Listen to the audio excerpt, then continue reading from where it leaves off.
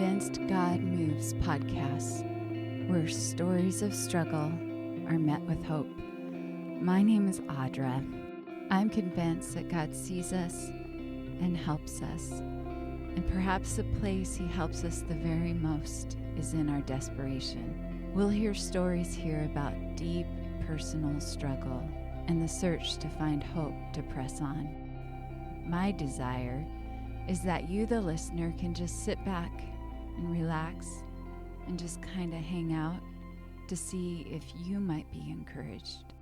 For this first episode, I want to talk about my struggle with mental illness. I know people don't like labels, and especially in the realm of mental illness. So as somebody who struggles, I just want to share, it's so unfair. Because there is no CT scan or blood test. All doctors can do is evaluate their behavior and ask the patient how they're feeling. And speaking from my personal experience, describing what is going on in my mind is quite hard. I was diagnosed as having bipolar at the age of 26. I had a significant manic break. And I struggled to accept the diagnosis for years. And I had some real battles ahead, especially with waves of depression. And I would try so hard to follow all the tips, exercise, eat right, evaluate your life. But the maddening part of depression is sometimes you can't find a source.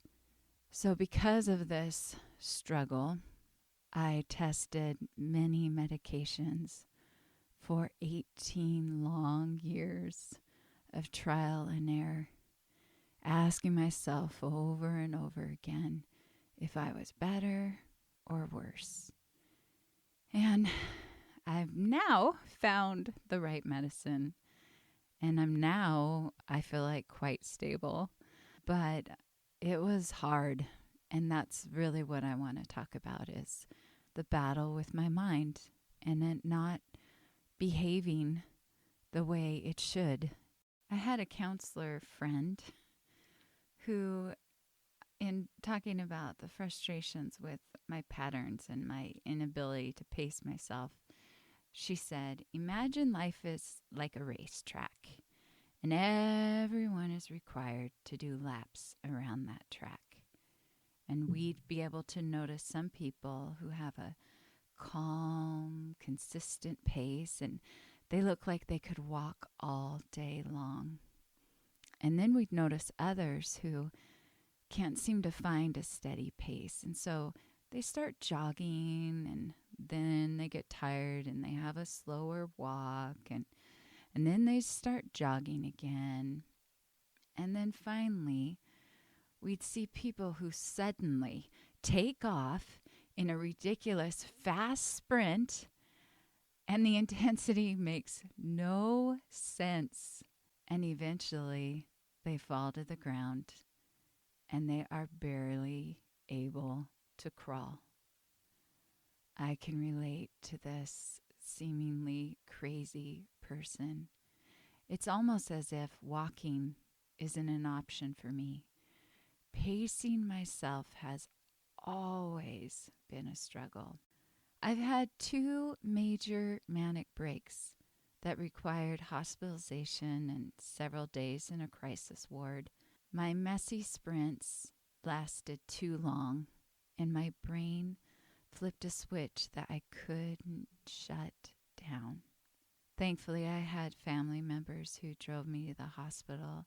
I've heard people say, bipolar is overdiagnosed. I can think of a whole host of reasons someone might say that. It seems like a waste of time to argue this point right now. So instead, I'm going to share the progression of my own mental pattern. And really, none of it needs a title or a label other than to say, I'm broken and I struggle. And by the grace of God, I am no longer drowning in despair. So here's my story. All teenagers neglect sleep. If you've got a brain wired like mine, missing sleep actually gives you energy.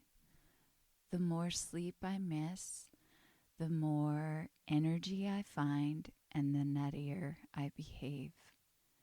I struggled in school, so homework demanded a large portion of time. And often I procrastinated. And often I was working on that homework late at night. And in middle school, I added a paper route to my early mornings, and I added school sports to my afternoon. But I told myself, I didn't tell other people this, that it was okay because I had a superpower. I was able to function on significantly less sleep. This belief that I didn't need sleep grew with time. And I told myself that functioning without much sleep was my unique gifting. This, of course, was extremely dangerous, especially when I was driving, because my reaction time was delayed. But safety for myself or others, and really common sense in general, was not on my radar. I remember having such pride when I'd miss 2 nights of sleep and still be able to work an 8-hour shift at my job. Regardless of my abuse of sleep, I still functioned good enough in society that I was hanging out with friends and dating, and I got engaged and married. My husband, Lance, had just graduated from college, but I still had a couple years left. So in the midst of struggling in school, working full time, I now added navigating marriage. And let me tell you, I did not navigate well. I had an irrational fear of conflict, but constantly pushing down my resentments was driving me crazy. I graduated from college and almost immediately became pregnant. Lance got a job with the state of Washington. We moved into an apartment, and 3 months later, we bought our first house. I struggled to balance freelance work with having a 1-year-old, and I really struggled to find friends. My neighborhood was quiet. And then I had this consuming desire to have a second child. What was going through my mind is this early stage of being a mom with one kid would be somehow easier if we could just hurry it on through this baby and toddler stage with both of our kids, because 2 kids made sense. I did get pregnant, but within a couple of weeks, we lost our baby. The boiling pot kept growing because directly after receiving this news from the doctor, we jumped on an airplane to go on a previously planned vacation. I didn't cry at all, because I had this other super powerful gift, faith. And with that faith, I had enormous belief that there was power in prayer. I have since learned there's balance in this. I cannot force God's hand to answer my prayer requests, whether they're small or crazy big. But my grieving, confused mind, now I'm praying for a supernatural, unbelievable, doctor is wrong, baby is alive.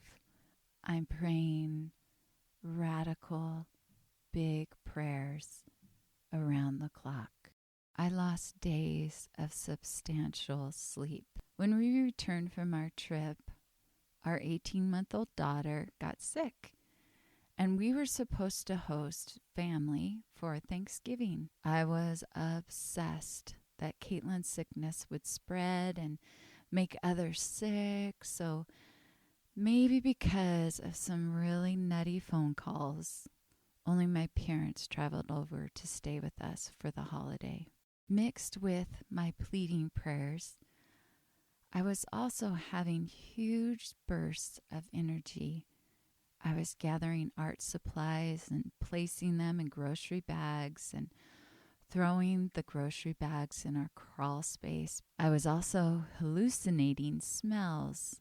I really thought there was a natural gas leak, even though everyone else assured me there was not. Even with my dad buying a carbon monoxide detector. I was all over the place with emotions. 1 minute terrified that our house was going to blow up, and the next excited with the big things I thought God was going to do through this big miracle.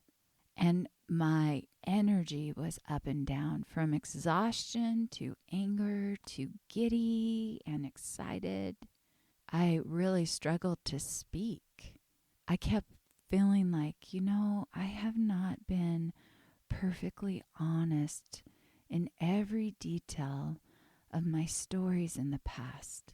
And so I would talk to my parents, to Lance, and I would only be able to say a few words at a time. And then I would backtrack and correct that word to a better word that was more accurate. My parents, who are used to my emotions and struggle with sleep, just kept insisting, you've got to catch up on sleep. And I would try to nap during the day, and they would stay so quiet and give me whatever I asked for, but I couldn't nap. And at night, when they were sleeping, I was upset and praying and excited, and my mind was firing and would not calm down. On one of these nights, I was angry they were asleep and no one was helping me, and I started banging on the wall and screaming.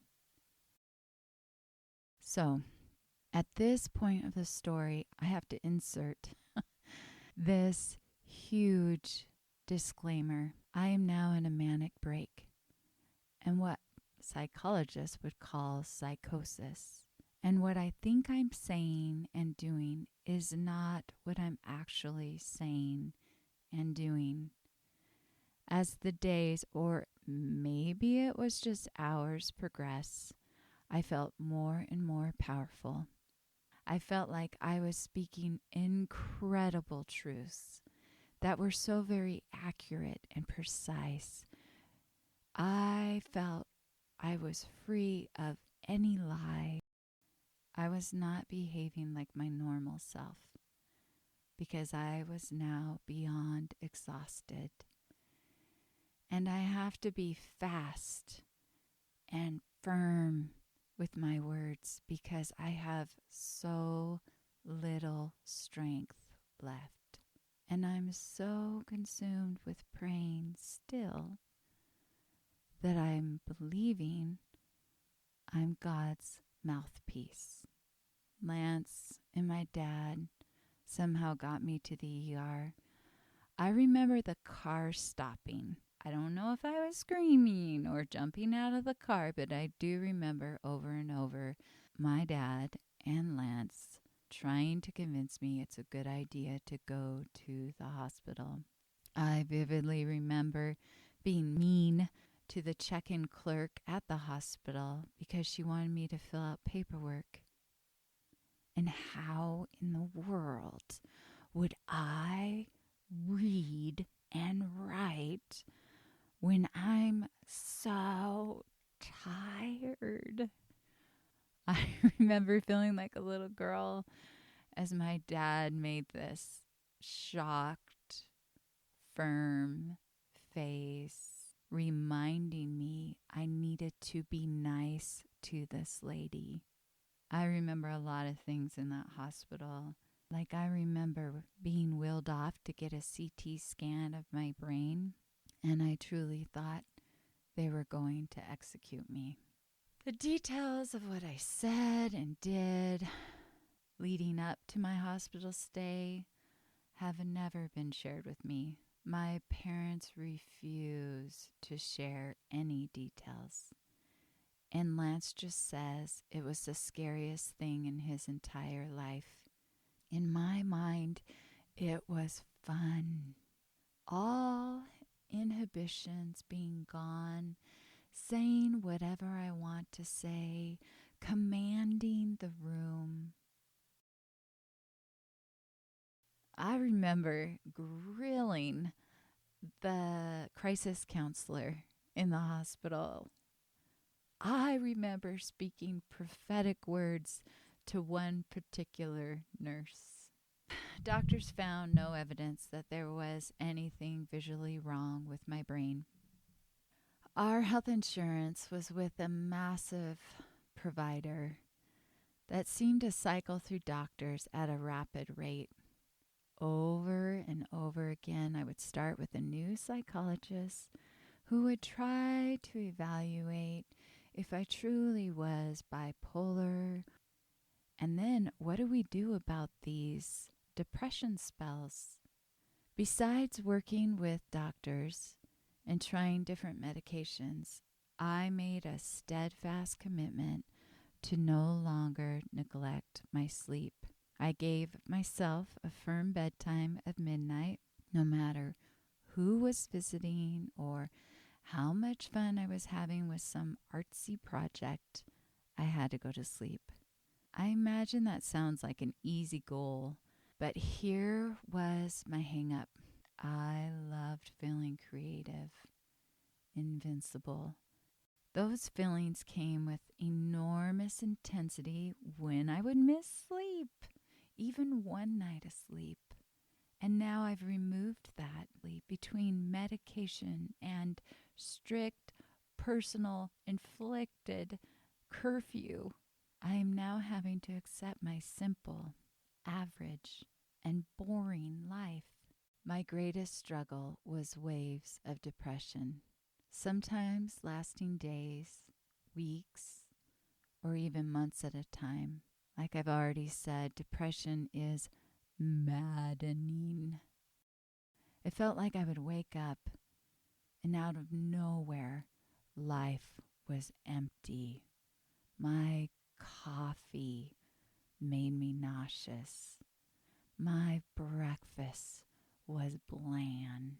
And each and every day I would just struggle to do what I have to do. And I would just think, tonight I can sleep. And then I would go to bed. And I wasn't any happier because I knew the next day was coming. And I might wake up and my coffee would make me nauseous. And everything would feel impossibly dull, regardless of the doctors telling me not to. We did have another baby, and I am so glad we did. Allison was so quiet and sweet, and she was just such a fun balance from our energetic and loud and busy Caitlin. We had lots of fun. I was able to be a full-time mom for 8 years. We built so many forts. We went to so many parks. And some days I was so dull. Eventually, when my youngest started preschool, I started a part-time job. I still had spells of debilitating depression, sometimes anxiety, and even a season of panic attacks. I just all the time kept thinking, how come I can't figure out endurance? How come I can't be like everyone else I see who seem to enjoy their life? One area with my kids, I did blow it. Like, of course I blew it in many areas, but I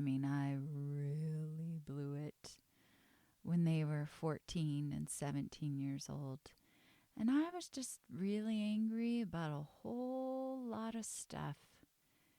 And I let that build and build before we went on vacation. And then I absolutely abused my sleep. And I had a really massive breakdown and spent several days in a crisis ward in Orlando, Florida. And they had their first experience of flying home alone. I'll share when I broke that commitment someday and what led to my second bipolar break. Thankfully, as a result of that careless, stubborn, angry phase, I went back to my psychiatrist and said, please, we have got to get a handle on this struggle with depression and anger and emotions.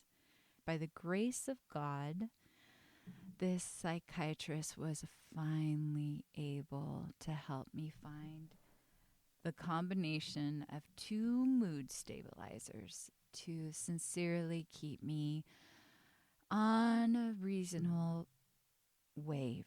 So I still struggle with things.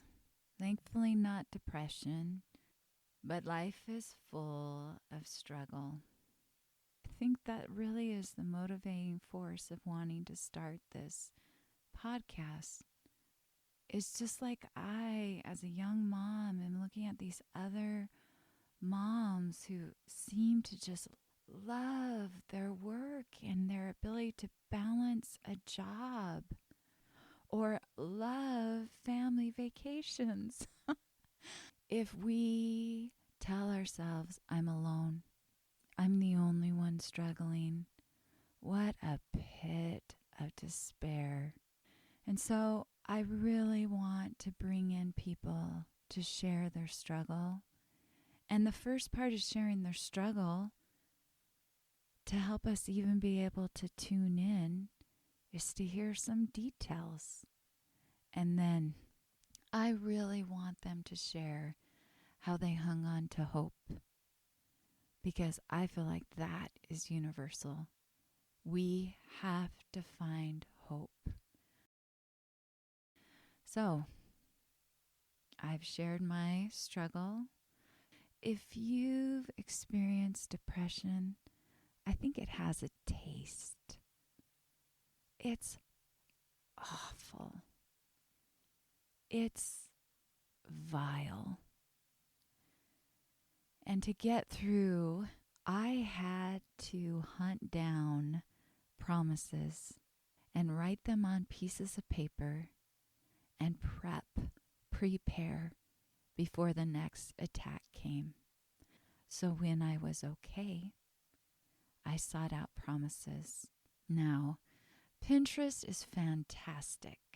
There are some really catchy, brilliant, moody, powerful phrases, self-help phrases. I have benefited from those. I think often they have a lot of truth and wisdom, but my number one was verses directly from the Bible. So I'm going to share in the most debilitating season when I was having panic attacks. I wrote this one thing down on a piece of paper, Emmanuel.